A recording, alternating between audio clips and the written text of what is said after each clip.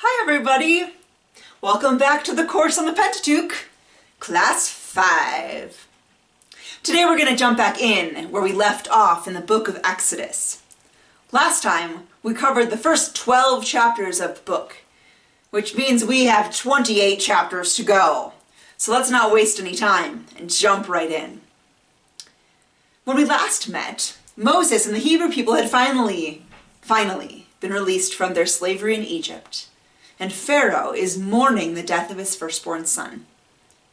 As they go, the people are not only following Moses and Aaron, they're following God himself, who appears before them in a pillar of cloud by day and a pillar of fire by night to give them light. Pretty cool image, don't you think? The people are headed for the Red Sea, a way they have never gone before, to cross over into what they think may be the promised land. I bet they were pretty excited. That is, until they heard the horses and chariots behind them. You see, once again, Pharaoh had changed his mind and sent his soldiers after the Hebrew people to bring them back into slavery. Again, what about his reputation? Who was going to do the work if the Hebrews didn't? And he was mad now that his firstborn had been killed. The Hebrew people were terrified. I mean, wouldn't you be? But God intervened this time. The pillar of cloud that had led them to the sea went behind them and kept Pharaoh's army from following them or being able to get to them at first. Moses parted the sea with his staff, and God held the army at bay long enough for the people to cross over to the other side of the Red Sea. Pharaoh's army was not so lucky. When they tried to follow the Hebrews, their chariots got stuck in the mud, and when the water came back down, Pharaoh's army was drowned. This moment marks the point at which the people really are freed. But freed for what?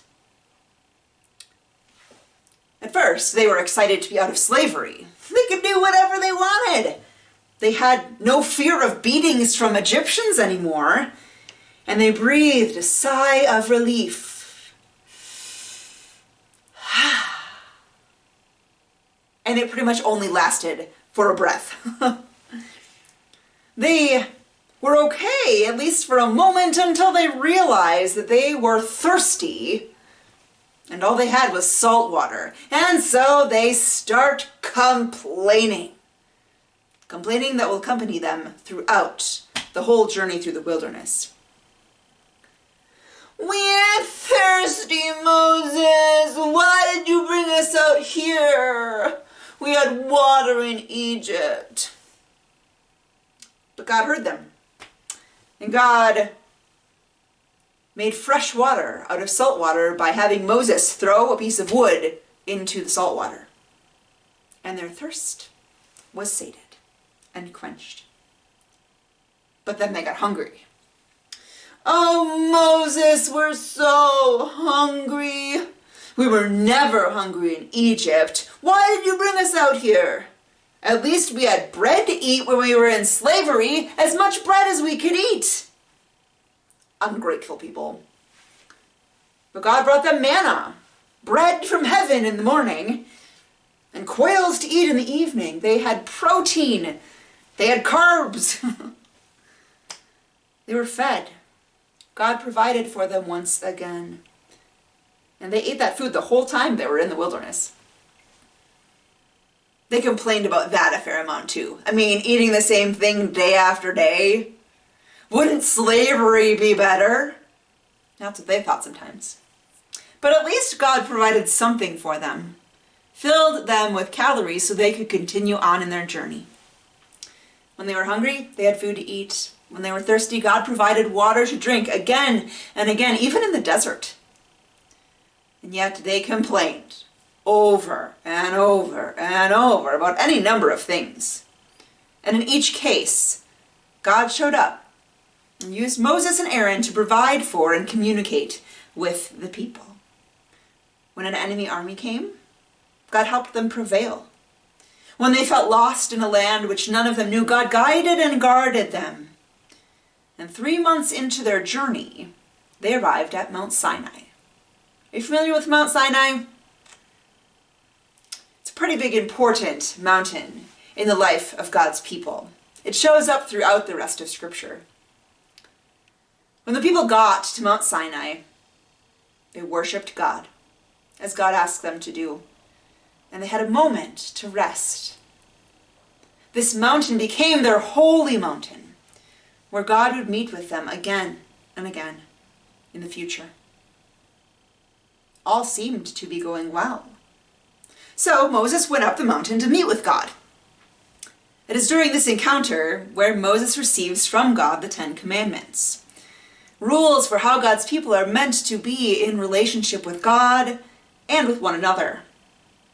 You can read in Exodus 20 about these 10 Commandments. And depending on the religion or denomination you belong to, the way the commandments are numbered may be a little different. But the words are mostly the same. And the concepts certainly are. They are commandments of how we are to be in relationship with God and with each other. After the 10 Commandments were given to Moses, God also imparted to him various other laws and rules the Hebrew people were supposed to follow about how to worship and how to sacrifice and how to treat people and property and animals and all sorts of other things.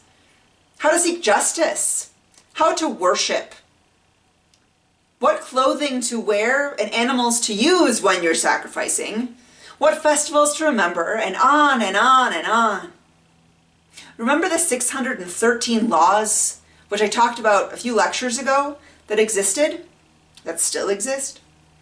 Well, a lot of those laws were given to Moses during the time he spent on Mount Sinai. You can imagine that talking about all of those things took a really long time. 40 days and 40 nights, which is Bible talk for a really long time, even if it isn't exactly 40. Perhaps it was too long as far as the Hebrew people were concerned. After this long time, Moses made his way back down the mountain with the commandments that were carved into 2 stone tablets. And he found something that made God very, very upset. In fact, it was what is about to happen that forced Moses back down the mountain, because God's like, you gotta go deal with those people. They are doing something that I do not approve of. If you know the 10 Commandments, you know that one of them says that you shall have no other gods. Well, when Moses made it down the mountain with the tablets in hand, he found that the Hebrew people had made for themselves an idol, a god, out of the gold that they had brought with them. A god which looked a lot like one of the gods of the locals. Not the God which has brought them out of Egypt.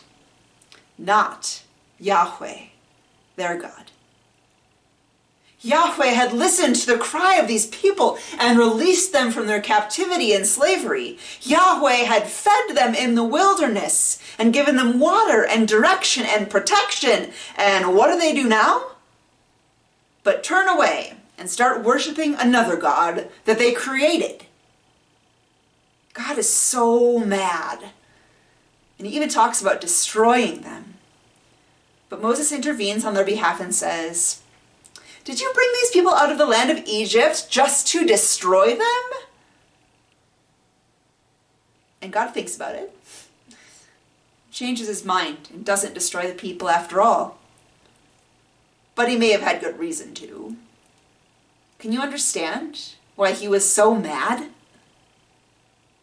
Ungrateful people. After this encounter, the people left Mount Sinai and continued on their journey through the wilderness. They walked and walked and walked and walked through many more ups and downs, Years and years, generations passed by. They still complained a lot. They still were very ungrateful. They still didn't always do what God would have liked them to do. Even Moses did something which made God mad enough to tell him that he wouldn't be allowed into the promised land when they arrived there. They kept walking. But through it all, God kept the promise to stay with the people, to love them and care for them, and lead them and be in relationship with them, even when they were hard-headed and stiff-necked, as it says. And after 40 years of wandering, a new generation of God's people finally arrived at the promised land. And we turn another page. And that's the story of God's people in Exodus. And a great story it is, don't you think? There are 3 more books left in the Pentateuch. And the stories and laws and rules and characters continue there. But that's a story for a different day. Thanks for joining me today. Take care.